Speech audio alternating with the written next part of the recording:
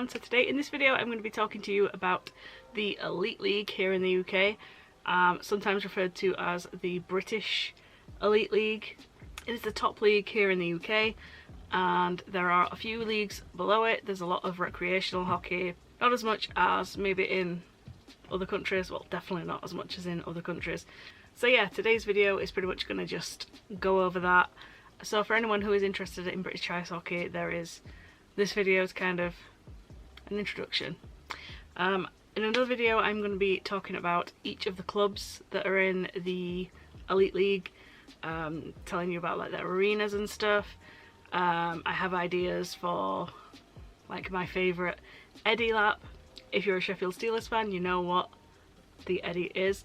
So yeah, I will be doing some more hockey videos in the near future. I need to plan some of these out though, so yeah, if you like hockey related content, particularly British ice hockey, leave me a like, leave me a comment, and if you want to subscribe as well, that would be absolutely awesome too. So without further ado, let's get on with the video.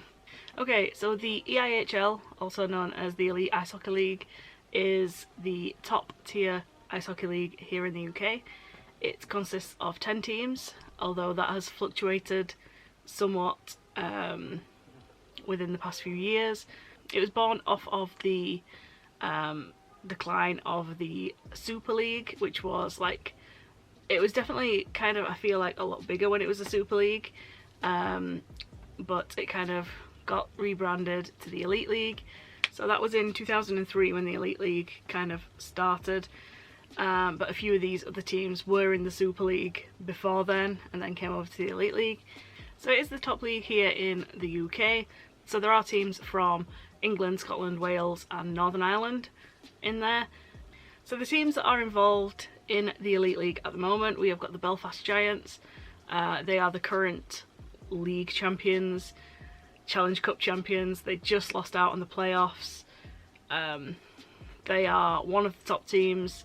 They're one of my favourite teams. I do enjoy the Belfast Giants quite a lot, but we'll get into that more when I get onto my video specifically about the teams within the UK. Then we have got the Cardiff Devils. The Cardiff Devils are another one of the top teams. There's like the big three teams within the Elite League. Some people will tell you there's four. I don't think there's four, there's three.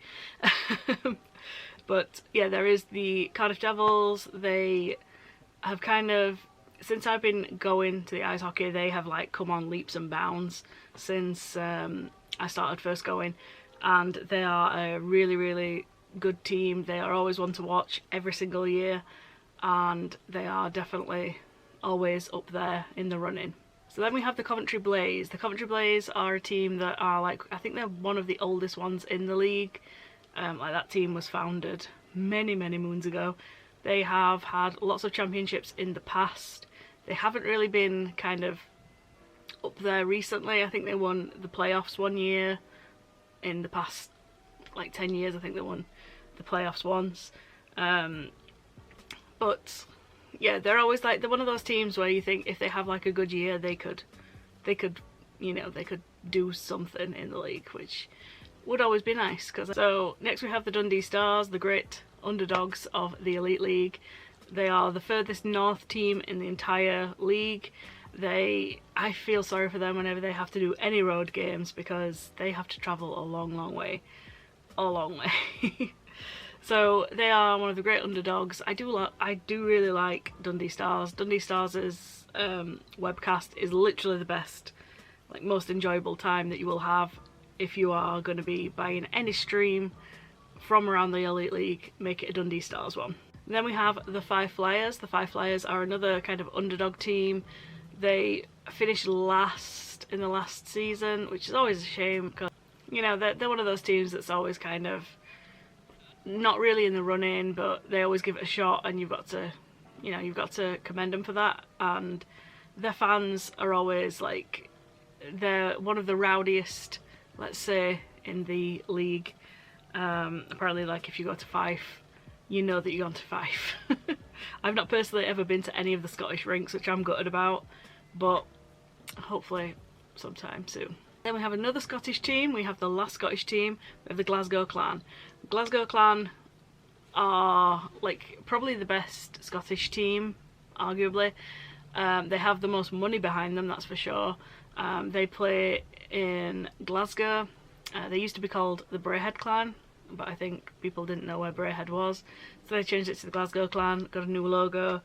And yeah, they always have some great players. They have like one of the old Sheffield Steelers best players in Matthew Waugh playing for them. I don't know if he's currently gonna re-sign for them or what, but yeah, he's hell of a star. And they are the owners of the best mascot in the league. Nothing in the world beats Clangus, I don't care what anyone says. Clangus is the best mascot ever.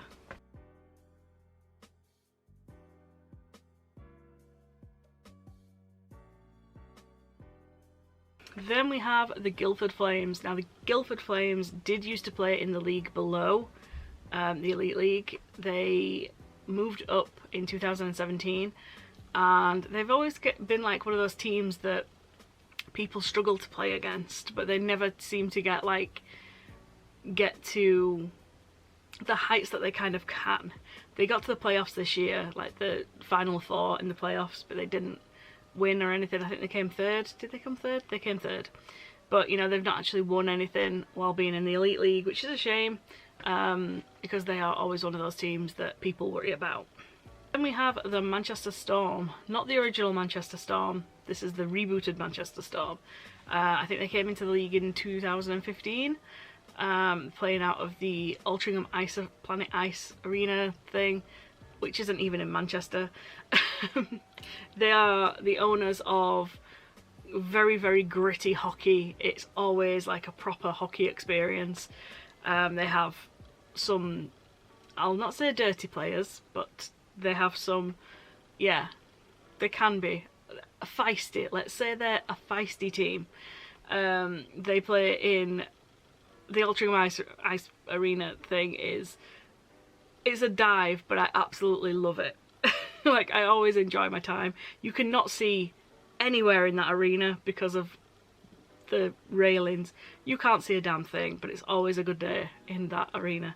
Then we have the Nottingham Panthers. They are one of the bigger teams. They have on seasons and off seasons. This season I think was particularly poor for them. They got rid of Tim Wallace, their coach, like partway through the season, and I think they improved a little bit after that, so you know, maybe they need another rebuild year. And yeah, they're one of the teams, the arena teams, let's say. They play out of the Nottingham Arena, and it's where the playoffs are held every year as well. Then we come onto my team, the Sheffield Steelers. They have one of the biggest arenas in the league. In fact, I think we have the biggest arena in the entire league. Our league doesn't have that many arenas, it only has 4. All the rest are like literally just ice rinks. And I do feel like Sheffield Arena can either be rocking or it can be absolutely flat. Like, that's why I always prefer away games to home games most of the time, because if it's an away game, everyone's making noise and everyone's all together making noise as a group instead of spaced out in a 9,000 person arena, and no one knows what anyone else is chanting the other side of the arena or whatever. Whereas if you're at an away game, you're all together and you can make a hell of a lot more noise. So yes, that's the Sheffield Steelers. So in the Elite League, there is no relegation. Relegation doesn't happen in the Elite League. If you are bottom of the league, you just come back the next year and you hope that you do better. Oh, speaking of the league is the most important thing in our league, not the playoffs. Despite what all other leagues in the world will tell you. To us, we kind of have that football mentality where the league is the big one.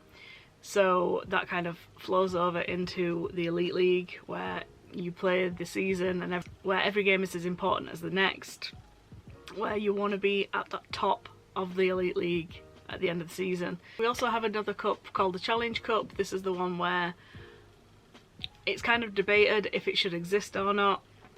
It's kind of like, there's too many games that are involved in this. It's kind of a cup that's in the middle of the season.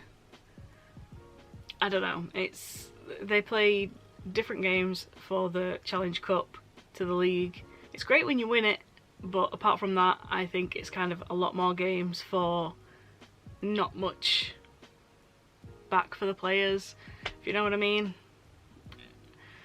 Because like we played, there was 3 teams in our little part of the bracket and we played them so many times at the start of the season. It just wasn't funny. We're just sick of seeing Nottingham and Manchester over and over and over again. It's just, yeah, we saw them far too many times. So yeah, the Challenge Cup, and then of course at the end of the season we have the playoffs. The playoffs are very much different to how they are in like the NHL. Our playoffs kind of go on a seeding basis. So we have 10 teams in the league. When it gets to the end of the season, the bottom 2 teams do not go through to the playoffs. They are instantly, they're gone. They're not playing any more games that year. I think this year it was Fife and Manchester that didn't get through. Anyway, so then you get the highest seeded team plays the lowest seeded team. Second, you know how that goes. And then there is a 2-legged game between those 2 teams that kind of drew each other, and it is a game on aggregate essentially. So if a team scores 1 goal in one game, that goal is essentially carried over to the next game, so it's on aggregate essentially. And then the final 4 go through to the playoff weekend. The playoff weekend is always held in Nottingham. It's always the big party event of the year where everyone has a big get together. It's like, it's a hockey festival. Everyone comes from every single team. Even if your team is not there, people come to the playoffs. The Sheffield Steelers didn't get to the playoffs this year, still fans came. There was a lot of controversy about the playoffs this year in particular because of the pricing. The pricing was absolutely diabolical. I think last year the adult tickets were like £86 for 2 days. This year they were 115 or 120 if you're a Steelers fan. So it was a lot of money and there was no concessions whatsoever. So it was £115 if you're a kid who did get their ticket for like £60 for the weekend. So yeah, it's just, it was a big mistake. Usually it is like absolutely ram-packed full of people, of fans from every single team, but this year it was a half-empty arena, which kind of sucked.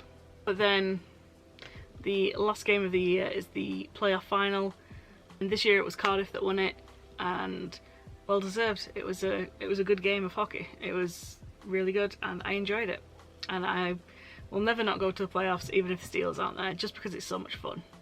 It's always fun, and you get to meet Clangus if you go. So another thing to think about in the UK League is quite a lot of our players are imports. So they are from Canada, or they're from America, or they're from, I don't know, we had Austrians, we had a lot of different players in the Sheffield Steelers this year. So it's kind of, it's a mixed bag of what you get. You can only have a certain number of imports. The rest of the people on your team have to be British. Sometimes that doesn't always work out, where there are some people who can play for the British national team, but because they didn't do their youth hockey in the UK, they are classed as an import in our league, which I think is really stupid, and I know they do too. But yeah, it's a silly rule.